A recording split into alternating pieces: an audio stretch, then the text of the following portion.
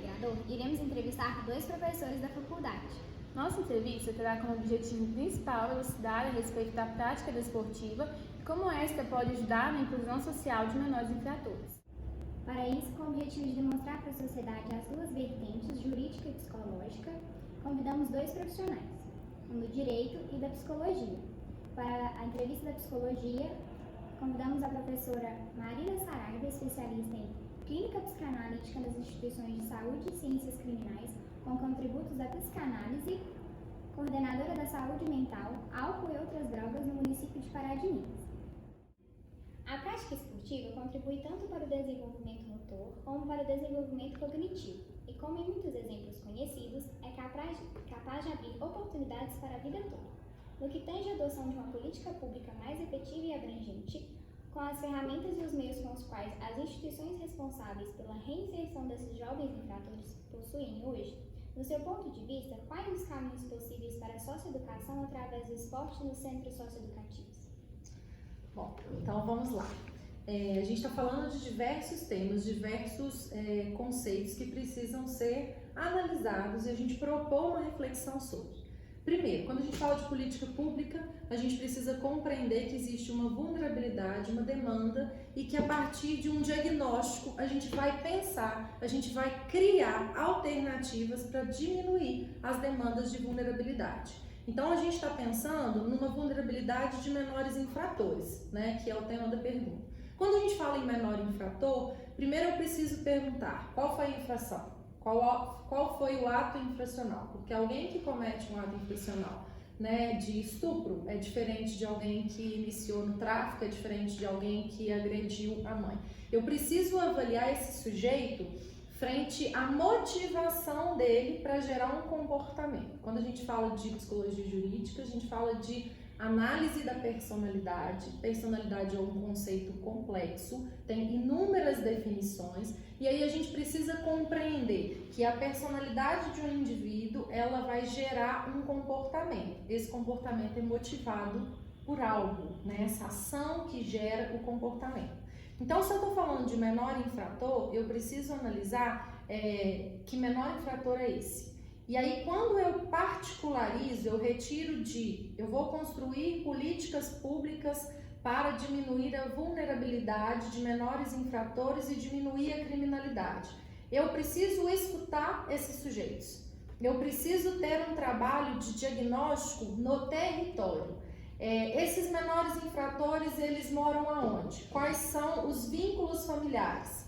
Eles frequentam alguma escola ou não? Eles têm pares amorosos? Eles pertencem a que grupo? Então, quando eu falo de uma avaliação para construir políticas públicas e diminuir vulnerabilidade, para que a gente possa pensar, por exemplo, em práticas esportivas como uma aposta de diminuição de uma escolha criminosa, eu preciso estar junto com esses jovens, junto com esses menores, ouvir o que eles têm a dizer, ouvir sobre as dores, sobre as histórias, fazer um diagnóstico sobre as relações, para avaliar se o desejo desses sujeitos passam por uma escolha esportiva e a partir daí criar junto com eles alguns campos de atividade esportiva, alguns campos de atuação em que eles possam internalizar hábitos saudáveis, movimento do corpo, para que eles descubram prazer, para que eles consigam, às vezes, descobrir uma nova utilidade para o tempo, uma nova visão de mundo, existência, e como uma aposta para a diminuição da criminalidade. Mas não é garantia, não é determinante, mas pode ser uma prática, pode ser construída junto com aqueles que realmente se disponibilizarem a participar desse processo de criação de um novo caminho de prazer. E a gente vai esbarrar em outra questão. Se eu estou lançando uma possibilidade, uma aposta de uma prática esportiva para a diminuição de um crime, para a diminuição de atos infracionais, eu preciso questionar por que esse sujeito se envolveu no ato infracional. Porque se for, por exemplo, uma busca financeira, ele participar de um movimento do corpo, de hábitos esportivos, se não gerar uma renda para ele, pode não ser um motivo, pode não ser uma aposta. Então eu preciso fazer uma análise, como nós somos seres biopsico, né, sociais e espirituais, eu preciso fazer uma análise do todo, e claro que alguns deles que se identificarem com a prática esportiva, vamos criar junto. E aqueles que não se identificarem com essa prática, há de se pensar novas possibilidades de interesse e desejo para que diminua as vulnerabilidades desses sujeitos. Para a próxima. Um levantamento realizado pelo Conselho Nacional de Justiça, CNJ, revelou que 8 em cada 10 adolescentes em situação de conflito com a lei não cometeram novos atos após deixar o sistema socioeducativo entre 2015 e 2019. Com base nesse dado e partindo da premissa de que a prática esportiva é um meio de ressocialização, em sua opinião, o acesso a essa prática pode contribuir para a diminuição da exponencial reincidência juvenil? Bom, acredito que sim, desde que a gente considere os outros fatores que fizeram com que aquele indivíduo se envolvesse num ato infracional.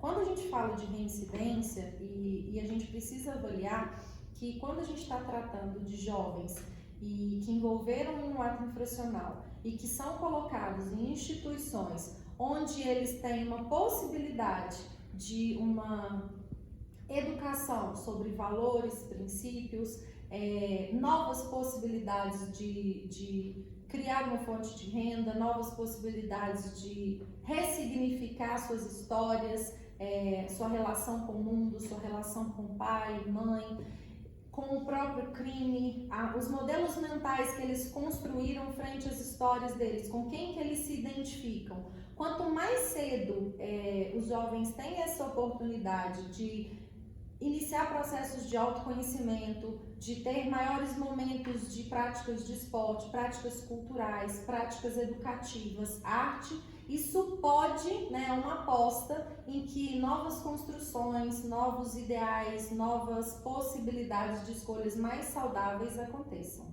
Muito obrigada, professora Marina. Em nome do grupo do nosso projeto integrador, agradeço muito a sua disponibilidade, enriqueceu imensamente nosso trabalho com seu conhecimento, sua visão, né, dentro da sua área, que é riquíssima, seu currículo é vasto e enriqueceu imensamente. Muito obrigada. Eu que agradeço. E sucesso aí na construção de novas políticas para a nossa população. Segundo entrevistado será o professor e doutor em Direito Fabrício Veiga Costa, especialista em Direito de Família, pós-doutor em Psicologia e Educação, com o objetivo de trazer uma visão jurídica a respeito da temática proposta. Primeiramente, muito obrigada, Fabrício, por ter aceitado o convite. Vamos lá. A gente sabe que a questão do esporte, ela está inserida no discurso não só do EC, como de muitas outras instituições. E a respeito disso, qual a sua opinião sobre a disseminação dessa questão quando a gente fala de menor infrator? Primeiramente, eu quero agradecer a oportunidade, o convite e o espaço de fala. O esporte é uma atividade que objetiva contribuir de forma direta para o desenvolvimento biopsicossocial de crianças e adolescentes.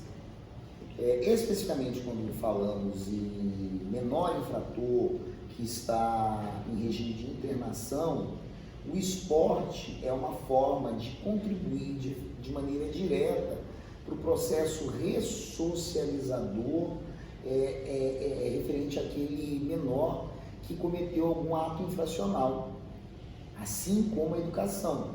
Mas o esporte ele tem uma importância significativa porque ele contribui, juntamente com as outras instituições, porque quando a gente fala em processo de ressocialização de menor infrator, nós temos que falar do tripé, né? Família, sociedade, escola, não só o Estado é responsável, né, pela ressocialização. O esporte acaba sendo uma oportunidade de diálogo e de contato com a família e com outras instituições para além do sistema socioeducativo responsável de uma forma mais direta pelo processo de ressocialização desse menor, desse adolescente que cometeu ato infracional. E a gente sabe que menor infrator é uma questão de segurança pública. Segurança pública, né, já diz a Constituição, é um dever do Estado, obrigação e responsabilidade de todos. Então, em vista disso, a gente tem que, em especial, o Estado e as instituições socioeducativas, elas têm por objetivo encontrar um caminho para esses menores infratores. Como você vê a prática esportiva como um caminho para esses jovens? Principalmente quando a gente fala em relação à diminuição da reincidência juvenil.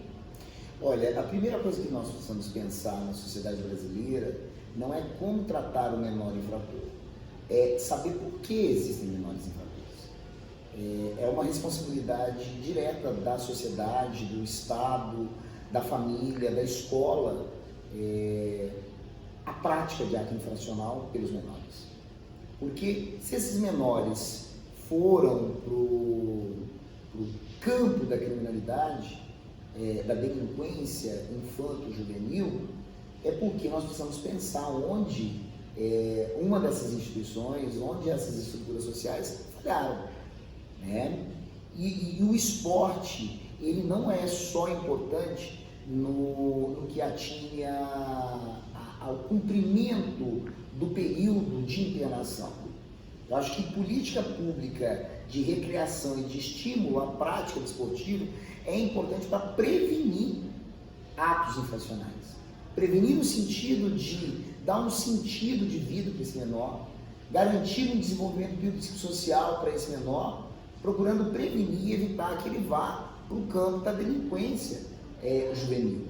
Então, nós precisamos, enquanto profissionais de direito, enquanto estudantes, pesquisadores, advogados e demais instituições, nos ocupar, não é nem pré-ocupar, nos ocupar muito mais com a prevenção, para que a gente não tenha que ficar recorrendo à lei como uma medida salvadora para dar uma satisfação para a sociedade e justificar a omissão que essas instituições tiveram no momento em que foram, de certa forma, coniventes com a prática da delinquência juvenil.